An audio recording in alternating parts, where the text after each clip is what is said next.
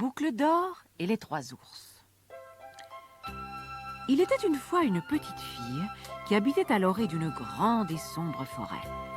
Ses beaux cheveux étaient si dorés et si bouclés qu'on l'appelait Boucle d'or. Tous les jours, elle jouait dans le jardin et chaque fois sa maman lui répétait « Boucle d'or, ne va pas dans la forêt ». Mais Boucle d'or se hasardait souvent jusqu'à la lisière des grands arbres. Elle y trouvait des fraises des bois et de jolies fleurs qui ne poussaient pas dans les prés. Un matin, avant le petit déjeuner, la fillette ne put résister à l'envie de pénétrer dans la forêt. Elle y risqua quelques pas, cueillit un bouquet de jacinthes bleues et courut après un écureuil. Lorsqu'elle se retourna, sa maison avait disparu. Boucle d'or était perdue. Elle cria et appela, mais personne ne l'entendit. Tout en pleurant, elle atteignit une clairière où se dressait une petite maison. Boucle d'or frappa plusieurs fois à la porte. N'obtenant pas de réponse, elle poussa le battant qui s'ouvrit en grinçant. La fillette jeta un coup d'œil à l'intérieur et vit une grande table de bois sur laquelle étaient préparés 3 bols de bouillie. Un grand, un moyen et un petit. « J'ai faim », pensa Boucle d'or qui regrettait son petit déjeuner. « Si j'y goûtais, puisqu'il n'y a personne. » Elle goûta la bouillie du grand bol, qu'elle trouva trop chaude, puis celle du bol moyen, qui était trop froide. Enfin, elle goûta la bouillie du petit bol, qui était juste à la bonne température. Elle était même si délicieuse que Boucle d'or vida le petit bol entièrement. Ensuite, en regardant autour d'elle, elle vit 3 chaises. Une grande, une moyenne et une petite. « Je suis fatiguée », pensa Boucle d'or. « Si je m'asseyais, puisqu'il n'y a personne. » Elle s'assit sur la plus grande chaise, mais ses pieds ne touchaient même pas le sol. Elle essaya ensuite la chaise moyenne, mais la trouva beaucoup trop dure. Et quand elle s'assit sur la 3e chaise, celle-ci se brisa, car elle était bien trop minuscule pour elle. Boucle d'or se releva et gravit les escaliers. Dans la chambre à coucher, elle trouva 3 lits. Un grand, un moyen et un petit. « J'ai sommeil, pensa-t-elle. Je pourrais dormir un peu, puisqu'il n'y a personne. » Elle se couchait d'abord dans le plus grand lit, mais celui-ci n'était vraiment pas confortable. Ensuite, elle essaya le lit moyen, mais il était beaucoup trop mou. Enfin, elle se coucha sur le plus petit lit, qui lui convenait parfaitement. Il était même tellement moelleux que Boucle d'or s'endormit aussitôt profondément.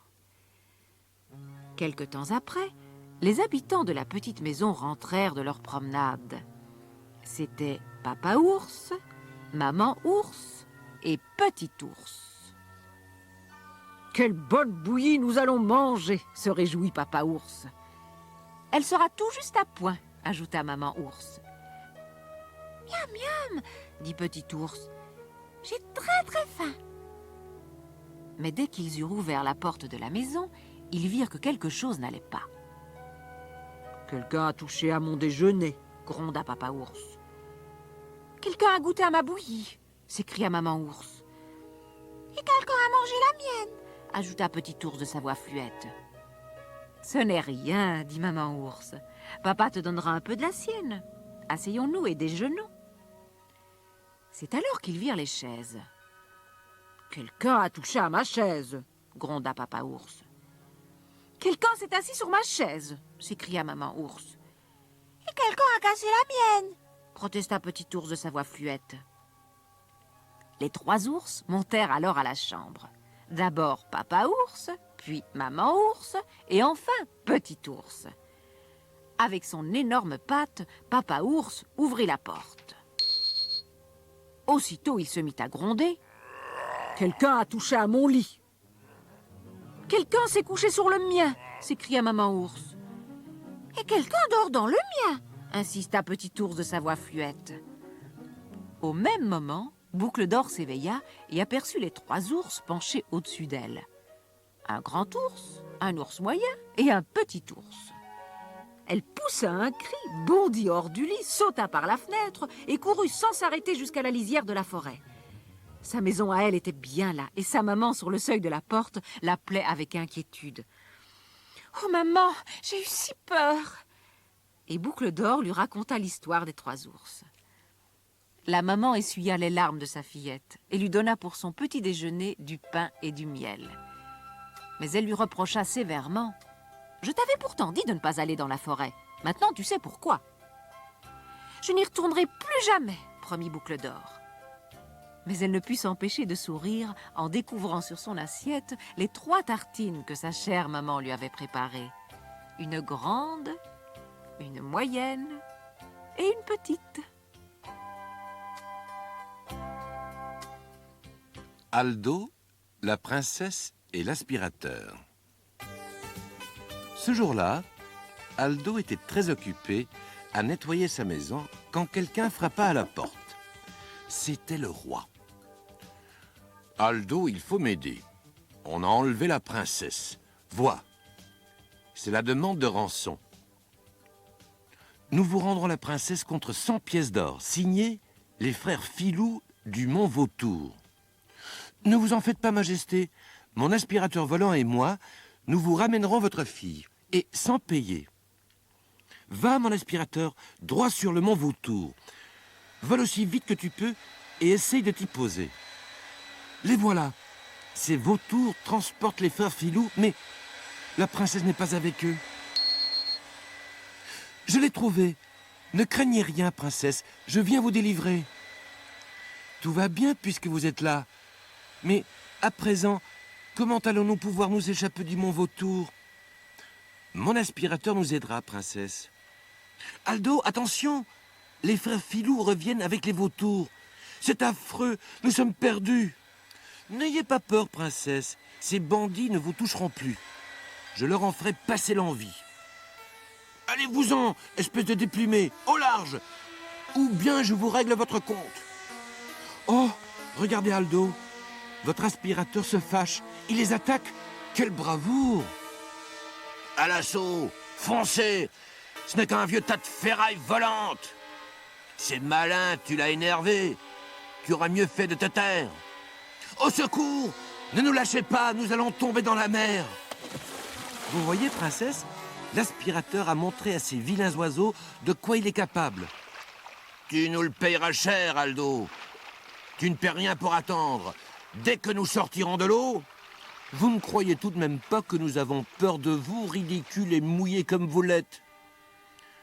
Aldo, je ne sais comment te remercier. Ce n'est pas la peine, Majesté. Tout le plaisir était pour moi. Aldo, les étoiles et l'aspirateur. Un soir, après avoir délivré la princesse, Aldo examinait le ciel au télescope avec son oncle Emo. Regarde, Aldo, là-bas, des étoiles filantes. Les as-tu vues? Elles sont jolies, n'est-ce pas? Oh! Elles ont atterri dans le bois. Cela brille derrière les arbres. Viens, dépêchons-nous. Nous allons y jeter un coup d'œil. Attends, j'aperçois encore quelque chose dans le ciel. On dirait une fusée. C'est un avion-fusée. Il semble que son pilote en ait perdu le contrôle. Vite, baisse-toi, Aldo. Horreur. L'avion s'est écrasé au sol. Et le malheureux pilote a été éjecté. J'espère qu'il n'a rien de cassé. Quel choc! Où suis-je?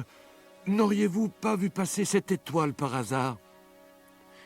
Si, elles ont disparu de ce côté. Ah bon? Il faut absolument que je les retrouve. Ne pourriez-vous pas m'aider? Naturellement, je vous accompagne. Moi aussi. Et j'emmène mon aspirateur. Il se pourrait qu'on ait besoin de lui.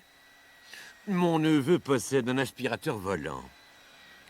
Regarde tous ces trous dans le sol, oncle Emo. Les étoiles ont sûrement atterri par ici. Ah, j'en vois une derrière cet arbre, et une autre, et une troisième là-bas, tout au fond. Je crois bien qu'elles sont là, toutes les 7. Eh bien, les étoiles, que vous est-il donc arrivé? C'est affreux, nous sommes tombés, et nous ne savons pas comment remonter dans le ciel. Et moi, en venant vous chercher, j'ai eu un accident. Mon avion est inutilisable. Qu'allons-nous faire? Ne vous tracassez pas, Je vais vous ramener sur mon aspirateur. Allez-y, grimpez. Il vole comme un champion. Où dois-je vous reconduire? Juste à côté de la Lune.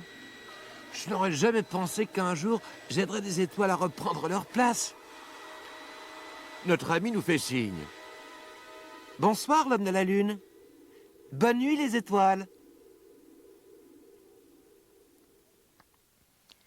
Les bretelles rouges. Le jeune Rémi vivait avec sa maman dans un tout petit village. Les enfants des alentours croyaient fermement au lutin, persuadés qu'ils portaient tous de belles bretelles rouges, confectionnaient les souliers des fées et fabriquaient leurs baguettes magiques. Et ils chuchotaient entre eux que chaque lutin possède un petit sac d'or caché en un lieu secret. Au moins une fois par jour, tous se répétaient l'un à l'autre: « Si tu rencontres un lutin, ne le quitte surtout pas des yeux, jusqu'à ce qu'il t'ait remis son joli sac d'or. » Chaque matin, le jeune Rémi partait donc à la recherche d'un lutin, un lutin aux bretelles rouges. Il aurait pu être un bon garçon s'il avait davantage aidé sa maman, mais il n'avait qu'une idée en tête: dénicher un lutin. Du matin au soir, il fouinait dans tous les coins et recoins de sa maison et de son village, et parcourait en tous sens les bois et les champs. Enfin, un beau jour, il aperçut, assis sur un champignon, un petit homme pas plus haut que 3 pommes. Pas de doute, c'était un lutin. Il avait une barbe blanche et portait des bretelles rouges, et il semblait fort occupé à coudre une paire de chaussures. Rémi n'hésita pas, il tendit la main et le saisit. « Je te tiens !» s'écria-t-il. « Maintenant, à toi de choisir, la liberté ou ton sac d'or. »« N'as-tu pas honte ?» protesta le lutin. « T'attaquer à une pauvre petite créature comme moi. Je suis à moitié mort de peur. Méchant, vois-tu comme je tremble? Et puis, ajouta-t-il en fixant Rémi de ses petits yeux rusés, qu'est-ce que c'est que cette histoire d'or? Je n'en ai pas, moi, pas du tout. » Sans détourner le regard, Rémi resserra son poing sur le lutin. « Tu me prends pour un idiot, dit-il. Je ne te lâcherai pas avant que tu ne m'aies révélé où tu caches ton or. » Le petit bonhomme se contorsionnait et se tortillait tant qu'il le pouvait. Enfin, il réussit à libérer une de ses mains. Il désigna aussitôt quelque chose par-dessus l'épaule de Rémi. « Regarde, lança-t-il, là, derrière toi. Pendant que tu me tourmentes, ta vache s'enfuit dans les champs. » Le garçon s'apprêtait à tourner la tête quand il comprit juste à temps que c'était là une ruse du lutin. « Tu trouveras mieux la prochaine fois, » ricana-t-il en secouant son petit prisonnier. « Je ne te quitterai pas des yeux tant que je n'aurai pas ton joli sac d'or. » Alors le lutin fit mine de sangloter. « Comme tu es cruel! D'ailleurs, tout le monde peut le voir. Tu restes là à me parler d'or pendant que ta maison est envahie par les flammes avec ta pauvre maman coincée dedans. »« Quoi, que dis-tu » cria Rémi. Celui-ci ne pouvait abandonner sa mère. Il allait laisser tomber le lutin pour s'élancer à son secours. Mais, pour la seconde fois, il s'avisa qu'il s'agissait là d'un stratagème du lutin. D'agacement, il se remit à le secouer. Le petit bonhomme était vert de peur. « Ça va, bredouilla-t-il. Je vais te le dire où se trouve mon joli sac d'or. »« Non, » riposta Rémi. « Tu ne me le diras pas. Tu me montreras l'endroit exact. » S'emparant des bretelles rouges du lutin, Rémi les lui noua bien serrées autour du corps. Ainsi, il ne pourrait plus s'échapper. La petite créature l'entraîna alors à travers les champs jusqu'au sommet d'une colline. Là, à perte de vue, s'étendaient des milliers et des milliers de chardons, tous pareils. Le lutin s'arrêta net devant l'un d'eux. « Voilà, déclara-t-il. Mon joli sac d'or est enterré ici, sous ce chardon. Cependant, je pense qu'il te faudrait une pelle pour le déterrer. »« Oh oh, encore une vilaine ruse, railla Rémi. Tu te dis qu'une fois revenu, je ne retrouverai jamais ce chardon-ci parmi tous les autres. Mais tu me connais mal. » Et en disant cela, Rémi détacha les bretelles rouges pour les nouer autour du chardon. Ainsi, il pourrait le reconnaître sans peine. Cela fait, Rémi fourra le lutin dans sa poche. Mais à peine avait-il levé la tête que le petit bonhomme se transforma en courant d'air et disparut. Rémi n'en avait cure. Sans perdre une seconde, il courut chez lui. Il s'empara d'une grosse pelle et reprit à toute vitesse le chemin de la colline pour aller chercher l'or du lutin. Ce petit coquin pensait pouvoir me rouler, se disait-il en haletant. Eh bien, cette fois-ci, c'est moi qui aurais été le plus malin. Suant et soufflant, Il parvint au haut de la colline. Mais là, une bien drôle de surprise l'attendait. Autour de chaque chardon se balançait une belle paire de bretelles rouges. En tout, cela faisait des milliers et des milliers de bretelles dans le champ. Il n'y avait guère plus d'espoir d'y reconnaître le chardon du lutin que de retrouver une goutte de pluie au milieu de l'océan. Vous qui me lisez, si un jour vous décidez à votre tour de vous emparer du trésor d'un lutin, souvenez-vous de l'histoire du jeune Rémi. L'œuf de Rachid. Rachid, le mendiant, et Fatima, sa femme, vivaient en Égypte. Ils étaient très pauvres, si pauvres qu'ils n'avaient pour maison qu'une vieille carriole retournée près des murs de la ville. Chaque jour, Rachid laissait Fatima garder leur pauvre logis pendant qu'il allait mendier. Un matin de grande chaleur, Rachid cheminait tristement, tête baissée, sur le bord de la route, lorsqu'il aperçut un gros œuf, brun et tacheté, à moitié enfoui dans l'herbe. C'était un œuf de poule. Rachid, enchanté, s'empressa de rentrer chez lui pour montrer l'œuf à sa femme. « Si nous le faisons éclore, lui dit-il, nous aurons une poule. Nous aurons aussi des œufs, s'écria Fatima. Des douzaines d'œufs, renchérit son mari. Et puis des poulets. Nous mangerons un poulet chaque semaine et vendrons les autres au marché. Ainsi, nous obtiendrons de quoi nous procurer une vache. La vache nous donnera des litres et des litres de lait, alors nous achèterons un taureau et notre troupeau s'agrandira. Fatima se mit à danser autour de la carriole en chantant. « Nous serons riches, riches !»« Oui, dit Rachid, avant la fin de l'année, je serai l'éleveur le plus riche d'Arabie. Tous les marchands viendront m'acheter mon bétail, mes œufs et mes poulets. Serons-nous assez riches pour que je m'offre une nouvelle robe ?» demanda Fatima, incrédule et ravie. « Une robe ?» s'écria Rachid. « Tu en auras des centaines. »« Et moi, reprit-il, je posséderai 50 chameaux et je ferai bâtir un palais de 100 chambres. »« Pourquoi donc tant de pièces ?» s'étonna Fatima. « Mais pour loger nos serviteurs, évidemment, » expliqua Rachid. « Ah oui, pour les serviteurs. Et pour les danseuses. J'en aurai toute une troupe pour me divertir la nuit et une douzaine de jolies jeunes femmes prendront soin de moi dans ma vieillesse. Oh, je les imagine déjà humectant mon front d'eau de rose, m'apportant des jus de fruits bien glacés, me nourrissant de raisins. Mais, Fatima, que fais-tu » Fatima lui avait arraché le bel œuf, brun et tacheté, et le lui avait jeté à la tête. « Des danseuses ? Et puis quoi encore » bréa-t-elle en retournant s'asseoir, furieuse et déçue, à l'ombre de la carriole. Quant à Rachid, il alla méditer tout seul le proverbe qui dit « Ne comptez jamais vos poulets avant que les œufs ne soient éclos. »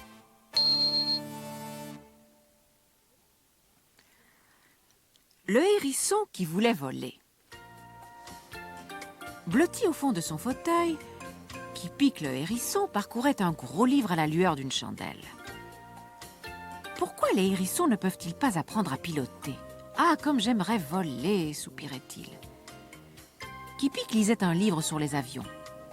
Il était fasciné par tous les engins volants, les aéroplanes, les ballons. Il rêvait d'être pilote. Dans un coin sombre de la pièce, un perce-oreille ricana. Des hérissons volants. Et puis quoi encore ? Évidemment, c'était une drôle d'idée. Kipik ne trouva rien à répondre et il se replongea dans sa lecture. Au lever du jour, Kipik ferma son livre à contre-cœur, se frotta les yeux et sortit de chez lui, prendre l'air frais du petit matin. Perdu dans ses rêves, il avançait sur son sentier préféré, remarquant à peine ce qui l'entourait. Tous les buissons fleuraient bon le chèvrefeuille et une hirondelle voltait devant lui. « Si j'étais un oiseau, murmura-t-il, je pourrais au moins voler un peu. Ce serait déjà mieux que rien. »« À quoi penses-tu, mon garçon ? Je te parle depuis 1 minute et toi, tu ne m'entends même pas. » C'était Madame Blaireau qui faisait sa promenade matinale. « Oh, Madame Blaireau, » gémit Kik-Pik, « si seulement je pouvais construire un avion, j'apprendrais à piloter. » Madame Blaireau était pleine de bon sens. Elle lui répondit gentiment. « Un avion, c'est très compliqué. Mais tu réussirais peut-être à te fabriquer une montgolfière. Avec un panier, de la toile et beaucoup d'air chaud, cela ne doit pas être bien difficile. Je puis t'aider si tu le veux. » « Quelle bonne idée! Nous allons la construire ensemble, s'écria Kik-Pik, enthousiasmé. Je possède un vieux panier à linge, mais je n'ai pas de tissu. Je m'en occupe, assura Madame Blaireau d'un air mystérieux. Une demi-heure plus tard, quelqu'un frappa à la porte de Kik-Pik. C'était bien Madame Blaireau, qui portait une valise remplie de jupons en soie de toutes les couleurs. « Voilà, annonça-t-elle, ce sont les jupons de ma grand-mère. Je n'imaginais pas qu'ils seraient un jour transformés en montgolfières. » Madame Blaireau repartit chercher sa machine à coudre. Puis elle se mit au travail. Elle passa 3 jours à fixer les morceaux de tissu l'un à l'autre.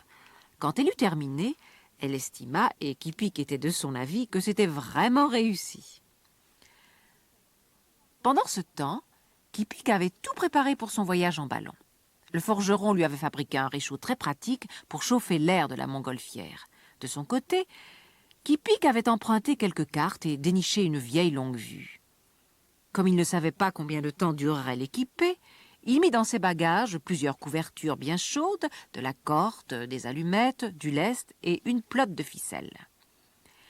Lorsque Kik-Pik eut bien rangé tout cet équipement dans le panier, il décida d'emporter aussi quelques tartines au concombre, des œufs de caille, ainsi que des asticots confits, sans oublier de la tisane de pissenlit pour la soif.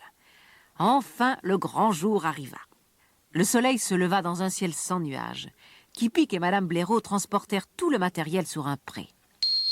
Le forgeron aida Kik-Pik à installer le réchaud sous l'orifice du ballon, et le hérisson alluma la mèche. « N'oublie pas de planter le piquet, recommanda Madame Blaireau, sinon ton ballon s'envolera sans toi. » À peine avait-elle dit ces mots que la montgolfière commença effectivement à s'élever. Kik-Pik dut s'agripper au panier et se contorsionner pour y grimper, tandis que l'engin prenait peu à peu de l'altitude. « Ah, bravo !» applaudit Madame Blaireau. « Bonne chance !» hurla le forgeron en agitant son tablier. Mais Kik-Pik, lui, ne les entendait déjà presque plus. La montgolfière montait toujours plus haut dans le ciel. Elle dépassa les arbres, puis franchit les montagnes et survola un océan. Kik-Pik voyait avec émerveillement la terre devenir de plus en plus petite en dessous de lui. Mais soudain, il y eut un horrible bruit de déchirure, aussitôt suivi par le sifflement de l'air s'échappant du ballon. La montgolfière sembla hésiter un bref instant, puis elle se mit à descendre droit vers les flots de plus en plus rapidement. Complètement affolé, Kik-Pik leva la tête. Ses piquants avaient percé le tissu de soie et le ballon était tout déchiré. « Que vais-je faire ?» gémit le pauvre hérisson désespéré. « Je ne sais même pas nager !» Brusquement, il eut une idée géniale. Il fouilla dans le fond de son panier et en tira la pelote de ficelle. Puis, il arracha un piquant de son dos pour en faire une aiguille et se mit à coudre fébrilement. Le ballon fut réparé en un clin d'œil. Kik-Pik poussa un soupir de soulagement, mais il tremblait encore de peur. La montgolfière recommença à s'élever de plus en plus haut au-dessus des nuages. Finalement, Kik-Pik se trouva en train de flotter parmi les étoiles et les planètes. Il passa devant la Lune et l'observa à la longue vue. Ensuite, il contempla la Voie lactée avec ravissement. Mais il se sentit bientôt fatigué. Kik-Pik décida alors de chercher un endroit où se poser. Après avoir consulté sa carte, il se décida pour la planète Mars. Quelques heures plus tard, cette dernière était en vue. Mais comment atterrir? S'il laissait partir l'air chaud contenu dans le ballon, il ne pourra jamais repartir. Voyons, se dit-il, si l'air chaud monte, l'air froid doit descendre. Au lieu de faire partir l'air chaud, je vais le laisser refroidir. Ainsi, la montgolfière se posera sans encombre. Kik-Pik souffla alors sur la flamme du brûleur. Aussitôt, la montgolfière se mit à descendre à une vitesse vertigineuse. Elle finit par atterrir dans un bruit effroyable. Désespérément accroché au rebord du panier, Kik-Pik se demandait si cette aventure valait vraiment la peine qu'il risque sa vie. mais la montgolfière s'immobilisa enfin. Kipik regarda autour de lui et fut affreusement déçu. Il ne voyait rien que de la poussière, des cailloux et des cratères à perte de vue. Le pauvre hérisson s'assit tristement, regrettant un peu son logis douillet. Soudain, il entendit un bruit qui venait du sol. Un long museau apparut à la surface, suivi de 2 yeux brillants et de très longs piquants multicolores. L'instant d'après, Kipik se retrouvait nez à nez avec l'animal le plus étonnant qu'il eût jamais vu. « Ce n'est pas possible !» s'exclama-t-il. « Seriez-vous un hérisson ?» « Je pourrais vous poser la même question », rétorqua un peu sèchement l'étrange animal. Mais il ajouta aussitôt avec un charmant sourire « Je m'appelle Marspik. Votre arrivée est une merveilleuse surprise. Jamais aucun visiteur ne passe par ici. Je vous invite chez moi. » « Avec grand plaisir », acquiesça Kipik en fouillant dans son panier. « J'ai apporté quelques petites friandises. Je pense que vous les aimerez. » Kipik offrit à Marspik les œufs de caille, les asticots confits et 1 ou 2 tartines au concombre. Marspik et sa famille posèrent 1000 questions à Kipik. Quand il eut fini de raconter ses extraordinaires aventures, il y eut un long moment de silence. Puis Marspik déclara gravement « En tout cas, jamais vous ne me ferez monter dans un de ces ballons. » Enfin, il fut temps pour Kipik de repartir. Ses nouveaux amis voulurent assister à son départ et lui offrir de nombreux cadeaux, joliment emballés dans des sacs de toutes les couleurs. Marspik lui remit une sculpture qui représentait un hérisson martien. La femme de Marspik lui confectionna un de ses meilleurs gâteaux et les enfants lui apportèrent les plus beaux fossiles de leur collection. Kipik avait les larmes aux yeux, mais il n'était pas vraiment triste. Il savait qu'il reviendrait un jour, parce qu'il y avait une chose qu'il aimait par-dessus tout. C'était voler dans le ciel.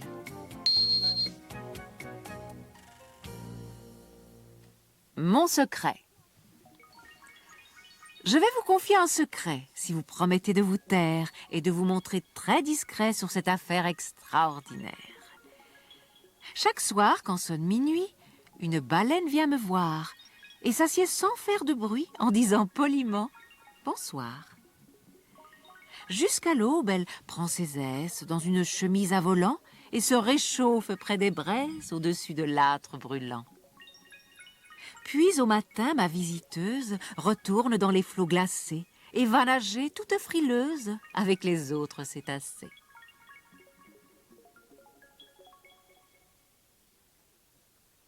Sven est le roi des phoques. Sven était un rude pêcheur. Chaque jour, il partait en mer sur sa barque. Les grands phoques gris aux poils lisses dressaient la tête au-dessus des vagues pour le regarder. « Allez-vous-en » me criait-il. « Je n'ai pas de poisson pour vous. » Parfois même, il en attrapait un. Alors, il le tuait et vendait sa fourrure. Par un beau matin d'été, quand Sven voulut remonter ses filets, il ne put les soulever tellement ils étaient lourds. Et soudain, la tête d'un énorme phoque surgit tout contre la barque. L'animal était empêtré dans les mailles. « Comme il est gros !» se dit Sven. Il saisit son gourdin et il frappa un grand coup sur la tête du phoque. Furieux, celui-ci se débattit si bien qu'il faillit faire chavirer la barque. Le pêcheur le frappa encore par 2 fois, mais le phoque réussit à déchirer le filet. Il plongea dans les flots et disparut. Ce soir-là, de retour chez lui, Sven enrageait d'avoir laissé échapper sa capture. Quel beau manteau on aurait pu faire avec sa fourrure, songeait-il. Mais bientôt, fatigué, il s'endormit dans son fauteuil au coin du feu. 3 coups frappés à la porte le réveillèrent brusquement. « Qui est là ?» demanda-t-il. Personne ne répondit. Sven regarda par la fenêtre et vit un cavalier monté sur un cheval gris. « Que me voulez-vous à cette heure de la nuit ?» grommela le pêcheur. Avez-vous des peaux de phoque à me vendre? S'enquit le cavalier. Son visage était dissimulé par un chapeau à large bord et il était drapé dans un grand manteau noir. « J'achète à n'importe quel prix, » ajouta-t-il, en voyant Sven hésiter. « J'en ai quelques-unes, dit Sven, avec plus d'empressement, mais elles sont dans mon hangar, sur le port. »« Eh bien, allons les chercher, » décida le mystérieux étranger. Sven ferma la porte de sa chaumière et monta sur la croupe du cheval. Aussitôt, la bête se lança dans un galop si rapide que le pêcheur dut se raccrocher au manteau du cavalier pour ne pas tomber. Ils passèrent ainsi devant le hangar, franchirent les quais, puis le bord de la falaise. Sven s'aperçut alors avec effroi que le cheval volait. « Au secours! Au secours !» cria-t-il. Mais personne n'entendit ses appels. Sven ferma les yeux. Le rugissement des vagues se fit de plus en plus proche, jusqu'au moment où le cheval plongea dans les profondeurs de l'océan. Quand le pêcheur ouvrit les yeux, il se trouvait dans une forêt d'algues tout au fond de l'eau. Des homards, des crabes et toutes sortes de poissons observaient le cheval et les deux cavaliers de leurs grands yeux ronds. Le sol était jonché de très brillants coquillages. Comme il regardait ses mains, Sven s'aperçut avec horreur que celles-ci se transformaient en nageoires. Puis, sa peau devint aussi lisse que du cuir et sa barbe fournie se changea en deux fines et longues moustaches. Il était devenu un phoque. Le mystérieux étranger aussi avait de très longues moustaches et son cheval s'était métamorphosé en un hippocampe géant. Sven voulut hurler, mais aucun son ne sortit de sa bouche. Autour de lui, des centaines et des centaines de phoques, petits et grands, nageaient en silence. Soudain, ils entonnèrent une étrange complainte. Sven a frappé notre roi avec son gourdin de bois. Le roi doit être soigné par celui qui l'a blessé. Alors, l'hippocampe, sans s'arrêter, emmena ses deux cavaliers jusqu'à une grande muraille de pierre. À leur arrivée, celle-ci s'entr'ouvrit, découvrant l'intérieur d'une vaste grotte. C'était le palais du roi des phoques. Des milliers de perles, suspendues au plafond, remplissaient la grotte d'une lumière chatoyante. À terre, un tapis de sable multicolore menait au pied d'un trône de marbre. Et sur ce trône était assis le roi des phoques, entouré d'autres phoques aux allures menaçantes. Le roi avait le crâne bandé et ses nageoires blessées pendaient mollement sur ses flancs. Il regarda Sven, puis il menaça. « C'est lui. Il a essayé de me tuer. » Le pêcheur avait honte et surtout, il avait peur. Si les phoques voulaient le punir de sa cruauté, ils pouvaient le déchiqueter de leurs dents pointues. Mais ils se remirent à chanter. Sven le pêcheur, c'est bien toi qui as frappé notre roi. Tu vas devoir le guérir, toi qui l'as tant fait souffrir. De grosses larmes coulaient sur les joues du roi et formaient une flaque au pied du trône. « Guéris-moi, Sven, » le supplia-t-il. « J'ai si mal à la tête que je ne puis même plus porter ma couronne. » Sans bien savoir ce qu'il faisait, Sven s'approcha de lui et par 3 fois, il effleura ses blessures de ses nageoires. Aussitôt, le blessé se sentit mieux. Il défit son bandage et s'écria « Je suis guéri! Je suis guéri !» Tous les phoques se mirent alors à danser et entraînèrent Sven dans leur joyeuse farandole.